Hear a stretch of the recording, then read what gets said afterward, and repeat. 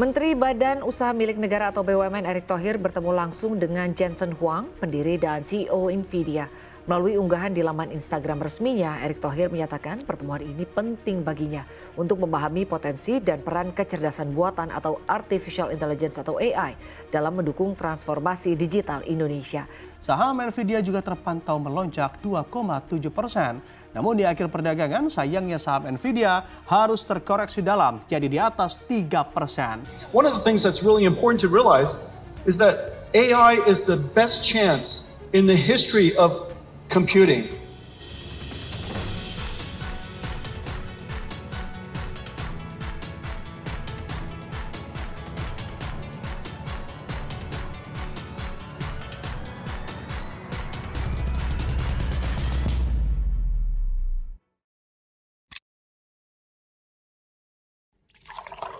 Presiden Indonesia Prabowo Subianto melakukan video call dengan CEO Nvidia Jensen Huang pada 14 November 2024 lalu di tengah acara Indonesia AI Day yang berlangsung di Jakarta yang diorganize oleh Indosat. Jensen Huang didampingi oleh Menteri BUMN Erick Thohir dan CEO PT Gotoh Patrick Waluyo. Dalam pertemuan singkat itu, Jensen dan Prabowo membahas berbagai peluang terkait pengembangan AI di Indonesia. Jensen menekankan potensi besar untuk menjalin kemitraan dengan industri lokal dan sektor AI di Indonesia yang disambut positif oleh Prabowo. Selain berdiskusi dengan Prabowo, Jensen juga berbincang dengan Erick Thohir dan juga pimpinan Gotoh mengenai pemanfaatan teknologi AI di dalam mendukung berbagai sektor ekonomi di Indonesia. Komunikasi langsung Presiden Prabowo Subianto dan CEO Nvidia Jensen Huang ini menimbulkan spekulasi yang besar bagi pelaku industri komputer dan telekomunikasi di Indonesia dan juga di ASEAN. Spekulasi beredar bahwasannya skenario pembicaraan antara Prabowo Jensen ini untuk mempercepat adopsi teknologi berbasis kecerdasan buatan atau AI dan membangun ekosistem teknologi yang lebih canggih di ASEAN, bahkan untuk mempercepat digitalisasi ekonomi di Indonesia. Tepatnya Prabowo mempersilahkan Nvidia menjadikan Indonesia menjadi second home atau rumah kedua setelah Amerika Serikat. Nvidia merupakan perusahaan teknologi komputer yang berbasis di Amerika Serikat yang memproduksi chip semikonduktor dan unit pemrosesan grafis atau GPU yang merupakan pesaing berat dari Intel. Nvidia juga getol berinovasi chip komputer yang sudah dilengkapi dengan otak Artificial Intelligence. Jensen Huang selaku CEO Nvidia dalam kesempatan kali ini mengungkapkan bahwa Indonesia harus bisa memanfaatkan AI dan tentunya membuat AI sendiri. Dilansir dari artikel Kompas, jika benar langkah ini bisa menjadi sinyal bahwa Indonesia mulai beralih dari ketergantungan pada teknologi Intel yang sebelumnya mendominasi pasar semikonduktor di negara ini. Kemitraan potensial Nvidia akan membuat jalan bagi Indonesia untuk mengakses teknologi mutakhir seperti chip GPU yang canggih dan solusi komputasi AI yang dapat mendukung berbagai sektor, termasuk untuk aktivitas pertahanan, pendidikan, kesehatan, hingga transformasi digital di pemerintahan.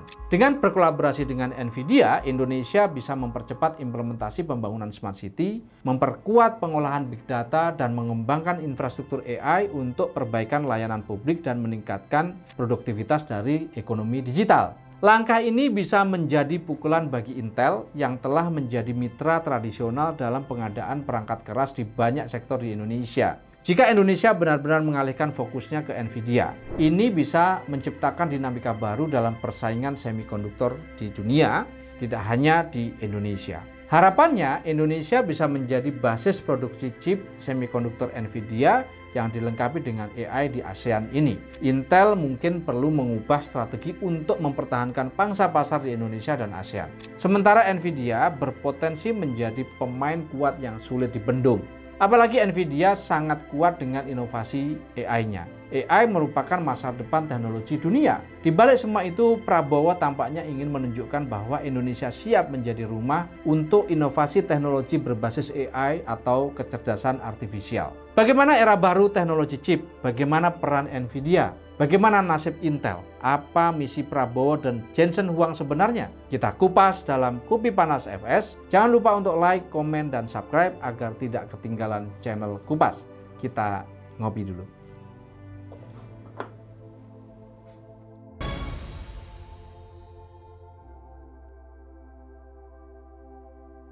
Tahun 2025 akan menjadi babak baru perang chip AI di dunia. Setidaknya 10 perusahaan telah sangat serius untuk berinovasi mengembangkan chip atau perangkat otak komputer berbasis artificial intelligence yang akan mengubah kemampuan komputer dalam bekerja untuk manusia. Ke-10 perusahaan itu adalah Google, AMD, Apple, AWS, Cerebras Systems, IBM, Intel, Nvidia, Qualcomm, dan Tenstorrent. Nvidia menjadi pesaing kuat di pasar perangkat keras AI ketika valuasinya mencapai 1 triliun US dollar pada tahun 2023 lalu. Nvidia mengembangkan chip A100 dan GPU Volta untuk pusat data. Kedua produk tersebut merupakan teknologi penting untuk model yang membutuhkan sumber daya yang tinggi. Nvidia juga menyediakan perangkat keras bertenaga AI untuk industri gaming. Nvidia juga memproduksi teknologi NVLink yang dapat menghubungkan superchip Grace Hopper dengan superchip yang lainnya. NVLink sendiri memungkinkan beberapa GPU berkomunikasi melalui koneksi berkecepatan tinggi. Chip AI Nvidia terbaru diantaranya adalah Blackwell B200 dan B200A yang akan dirilis di pasar tahun 2025. Nvidia bahkan berencana meluncurkan akselerator baru yang bernama Rubin pada tahun 2026. Sementara itu, Intel sebagai pesaing Nvidia telah meluncurkan prosesor Xeon 6 pada tahun 2024 dan telah dikirim ke pusat data. Prosesor ini menawarkan hingga 288 core per soket, memungkinkan waktu pemrosesan yang lebih cepat dan meningkatkan kemampuan untuk menjalankan banyak tugas secara bersamaan. Intel juga telah merilis chip GPU Gaudi 3 untuk bersaing dengan chip GPU Nvidia H100. Chip Gaudi 3 melatih model 1,5 kali lebih cepat dan menggunakan daya listrik yang lebih hemat dibandingkan chip H100 milik Nvidia. Sementara itu, Nvidia menggandeng MediaTek untuk memproduksi chip AI yang telah memasuki tahap produksi awal dan diprediksikan akan siap untuk masuk ke pasar dengan diproduksi massal pada akhir tahun 2025. Chip ini akan dipasangkan dengan GPU Nvidia dan beberapa produsen besar seperti Lenovo, Dell, HP, dan Asus yang dilaporkan tertarik untuk mengintegrasikan chip ini ke dalam perangkat mereka. Harga chip ini diperkirakan hanya sekitar 300 US dollar atau sekitar 4 juta rupiah. Kedepan chip atau prosesor AI ini akan tersedia di perangkat PC mobile yang berbasis Windows on ARM yang menjadi kabar baik bagi konsumen dan bisa menjadi ancaman bagi pesaingnya Qualcomm. Nvidia, perusahaan yang telah lama menjadi pemimpin di bidang chip grafis, kini semakin memperkokoh posisinya dalam penguasaan pasar chip yang berbasis kecerdasan artifisial atau AI. Dengan produk andalannya seperti GPU seri A100, H100 yang menjadi tulang punggung aplikasi AI seperti machine learning dan deep learning, Nvidia telah mendominasi pasar data center global. Bahkan perusahaan teknologi raksasa seperti Google, Microsoft, dan Amazon juga bergantung pada chip mereka untuk menjalankan model AI generatif termasuk ChatGPT dan juga DALL-E. Keunggulan Nvidia terletak pada inovasi teknologinya yang terus berkembang. Selain GPU, mereka juga merambah ke solusi komputasi AI yang lebih terintegrasi seperti platform DGX dan pengembangan software eksklusif seperti CUDA. Dominasi ini diperkuat oleh tren global yang semakin beralih ke aplikasi berbasis AI dalam berbagai sektor, dari otomotif hingga kesehatan. Tak hanya itu, permintaan untuk teknologi Edge AI yang memungkinkan perangkat pintar semakin mendorong Nvidia untuk berekspansi ke segmen chip yang lebih kecil dan hemat daya, membuka peluang di berbagai bidang termasuk IoT dan robotik. Namun, dominasi Nvidia juga menghadirkan tantangan. Ketergantungan dunia pada chip membuat persaingan chip semakin sengit, termasuk dengan kompetitornya seperti AMD, Intel, dan juga startup seperti GrabCore yang berusaha mengejarnya. Selain itu, ketegangan geopolitik juga mempengaruhi rantai pasok untuk produksi semikonduktor, terutama di pasar Amerika Serikat dan Cina, dapat mempengaruhi kelangsungan bisnis mereka. Jika Nvidia benar-benar berhasil menguasai pasar chip berbasis AI, implikasinya akan sangat besar. Percepatan transformasi digital di berbagai sektor, tetapi juga potensi monopoli teknologi yang memunculkan pertanyaan tentang aksesabilitas dan juga keadilan teknologi di masa yang akan datang.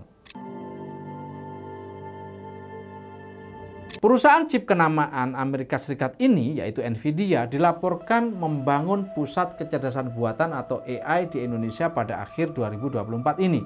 Nvidia bekerja sama dengan salah satu operator seluler terbesar di Indonesia, yaitu Indosat. Rencananya membangun Indonesia Artificial Intelligence Nation atau pusat AI di Solo Technopark pada akhir tahun 2024 ini.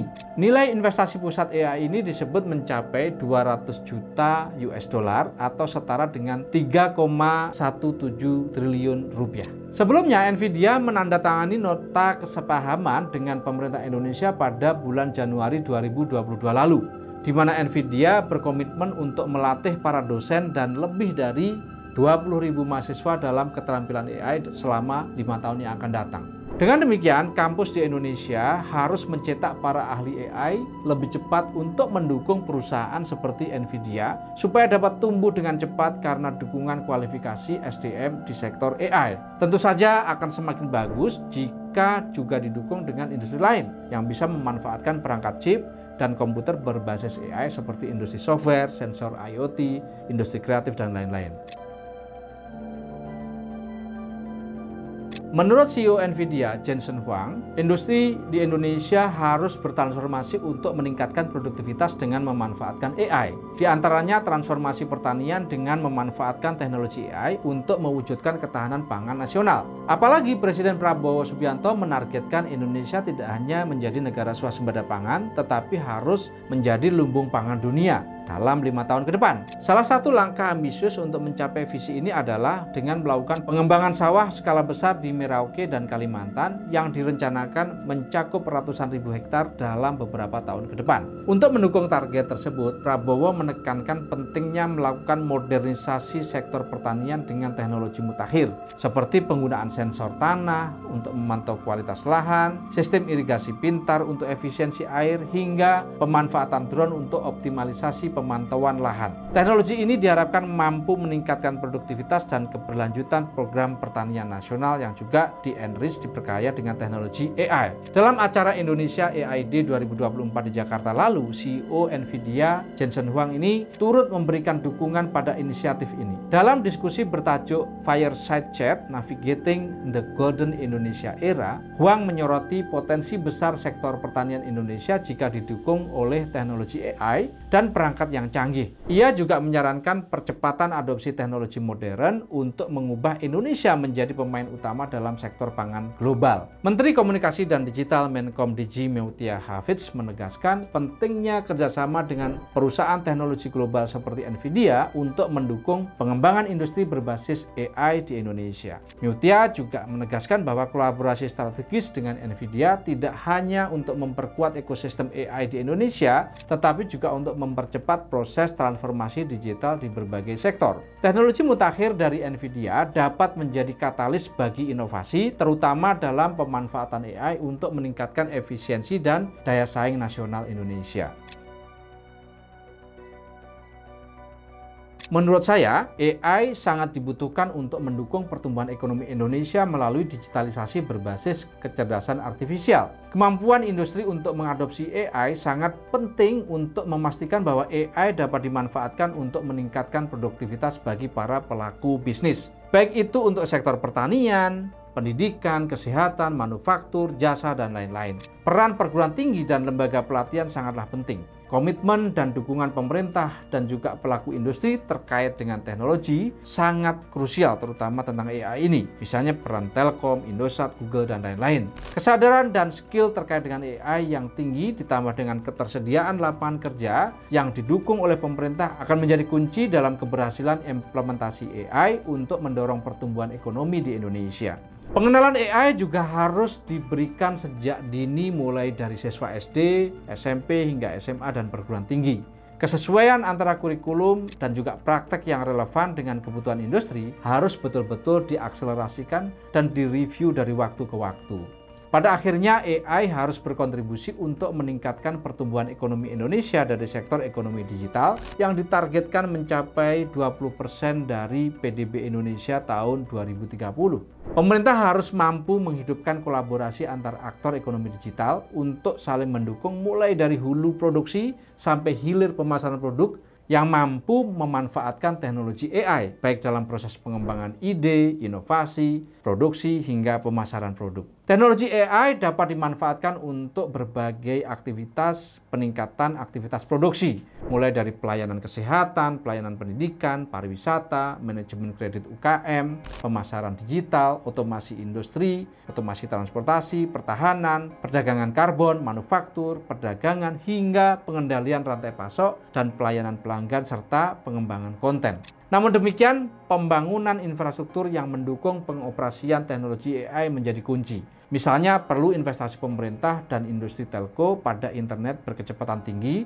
berbasis 5G, bahkan hingga 6G yang ramah dan kompatibel dengan perangkat yang sudah dilengkapi dengan teknologi AI. Kehadiran NVIDIA dan Google bisa menjadi mitra pemerintah untuk mempercepat pembangunan dan menyediakan infrastruktur AI di Indonesia, termasuk CPU, TPU, FPGA, server, sistem memori, SSD yang mendukung AI, NVMe, AI Edge, robot, IoT, data center, dan lain sebagainya.